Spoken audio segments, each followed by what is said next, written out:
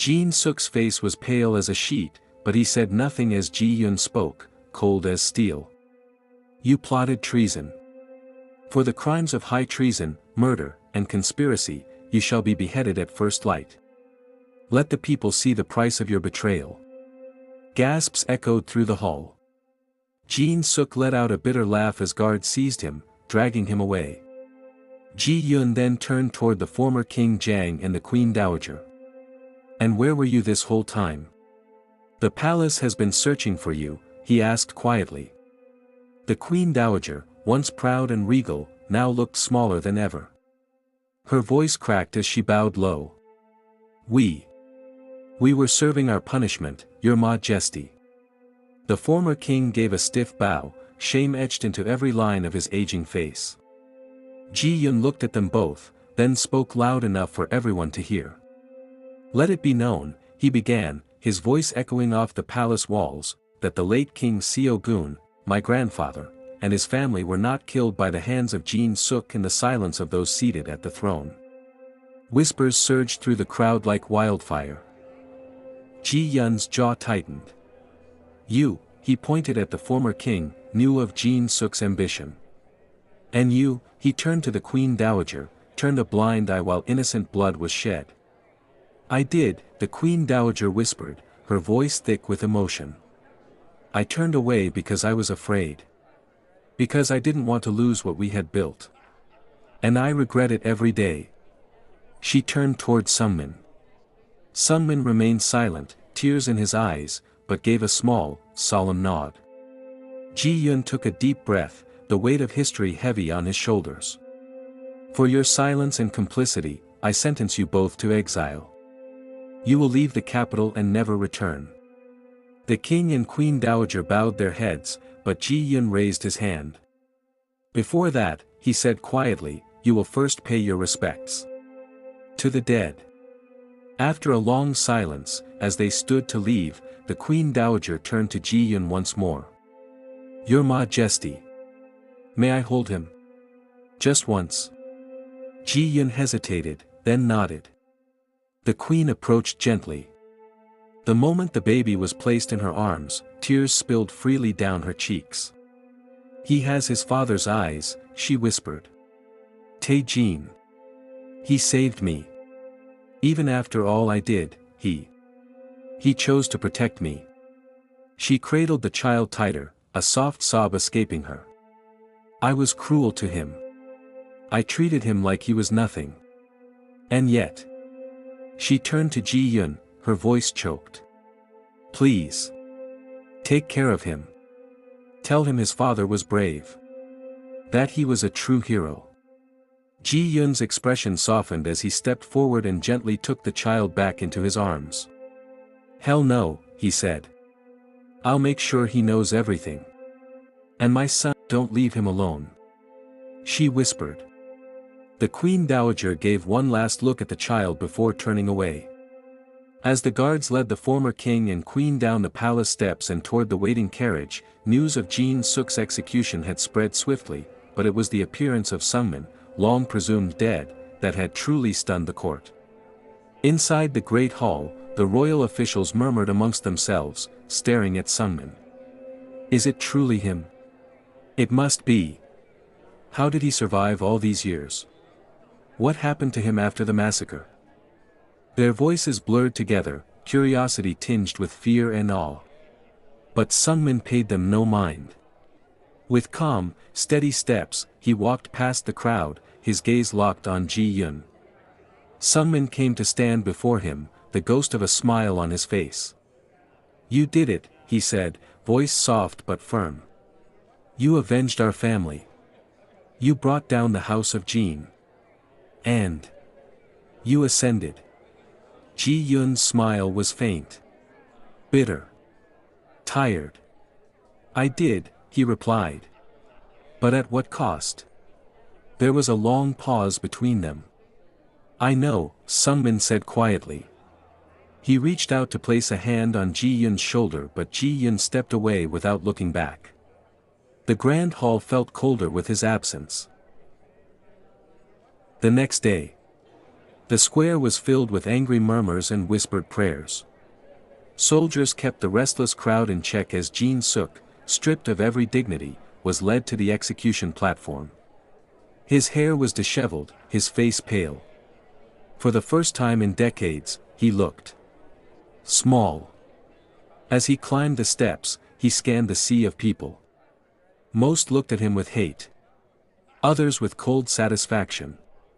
But one pair of eyes met his, not with anger, but something deeper. Pity. Haru. He stood still among the chaos, robed in muted gray. The crowd surged around him, but he was unmoving. Watching. Gene Suk stared back. In that moment, his thoughts swam to the memory of Haru whispering the prophecy he had dismissed as nonsense. Back then, Gene Suk had laughed. Called it foolish superstition. But now, as the executioner raised his blade, Gene Suk knew.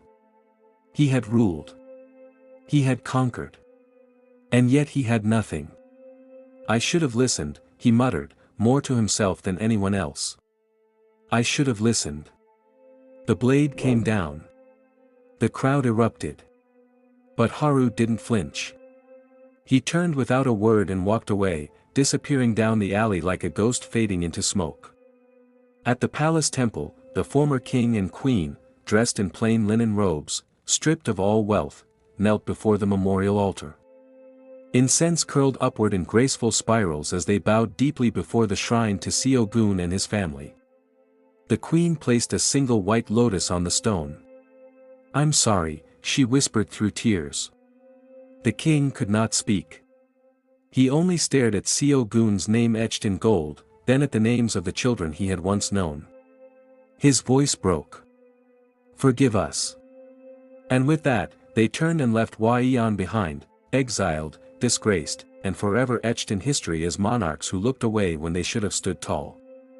In the depths of the palace prison, the cries of the mad echoed like wind through a hollow tree. Mrs. Jean sat in the corner of her dark cell, hair wild, fingernails broken. Her once pristine hanbok was filthy, her feet bare and bruised. She laughed at nothing. Clutched at invisible things in the air. "Jin Moo is a liar," she whispered. "He was going to leave. I said, no one can leave me." She stopped, blinked, looked around. Where is Gene Suk? Silence. She stood and banged on the iron door, screaming his name again and again. Gene Suk. Gene Suk. But no one came. In the end, she sank back to the floor, rocking back and forth, singing a lullaby. No one listened. No one answered. And no one remembered. The palace halls were quiet in the late afternoon, the kind of soft, golden quiet that felt like a gentle pause in time. He was on her way to the inner gardens, her arms filled with scrolls and notes from the morning council meeting. Her mind was full of numbers, grain stores, and military reports, until she turned the corner and stopped short.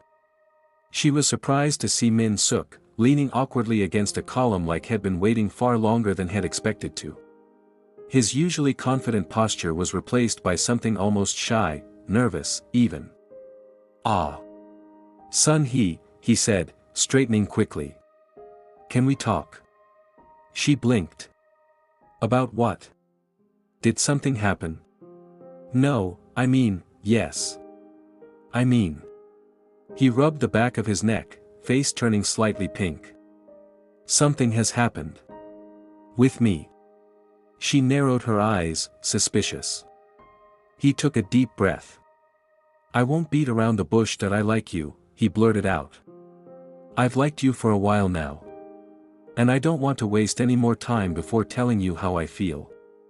"Son," he raised a skeptical eyebrow. "Is this a joke?" "No." Min Suk said quickly. "No, I'm serious. I've watched you, you're sharp and strong and terrifying." She added dryly. He smiled sheepishly. "A little. But I like that." "Son," he folded her arms, studying him. You picked a strange time to confess your feelings. I know, Min Suk admitted. But think about Tae-jin and Min Seo. They danced around their feelings for so long. And look what happened. They lost each other before they even had the chance to be happy. I don't want that for us. Her eyes softened a little. I just want a chance, he said, voice quieter now. One dinner. A walk through the village. A moment to laugh and talk without battle plans and politics. There was a long pause. Son, he let out a breath, almost a laugh, but her expression was unreadable. Then she nodded. Fine. One date. Min Suk's face broke into a boyish, relieved grin. Really? Yes. But don't make it weird. I want. You won't even notice it's a date. Good, she said, walking past him, her lips twitching in a smile. Because I have a sharp blade and a sharper tongue. He turned to watch her go, grinning like an idiot. Months passed, quietly but steadily. Kyung-hoon still did not wake, but his kingdom lived on, rebuilt, restructured, and refortified under Ji-yoon's steady rule. Ji-yoon was no longer just the queen who lived in the shadows. He was Queen Jeolmi now in every sense, firm, intelligent, compassionate. But even with advisors and allies like Min Suk and Jun-ho by his side, the weight of the crown was heavy. Jun-ho helped with political strategies, navigating court alliances and threats from the Ean with brilliance and calculation. Min Suk, now a trusted commander, oversaw military operations, rebuilding the kingdom's defenses, and training the next generation of warriors. Together, the three of them were an unbreakable force. The Ean Empire had tried once more to attack, but Ji-yoon, learning quickly from the past, outmaneuvered them. With clever deception and swift retaliation, the enemy was pushed back across the borders. Hwaiyan stood tall. And through it all, there was Jang Sun. Now 9 months old, the little prince had become the heart of the palace. He was mischievous, curious, and utterly adored. From nobles to guards to kitchen maids, everyone had a Jang Sun story. But the one who doted on him most was Ji-yoon. Where is he now? Ji-yoon sighed one morning, setting down a scroll. In the west wing, we think, the maid stammered. Ji-yoon was already moving. Sure enough, he found the tiny prince waddling clumsily through the doorway of Kyung-hoon's room, giggling to himself, one sock missing and his curls bouncing. Again. Ji-yoon breathed, watching as Jang Sun climbed up beside Kyung-hoon's sleeping figure. The child reached out with pudgy fingers, grabbing a lock of Kyung-hoon's dark hair and twisting it gently, murmuring nonsense words only babies understood. He looked up at the unconscious man and giggled. Ji-yoon stepped in quietly, sitting beside the bed.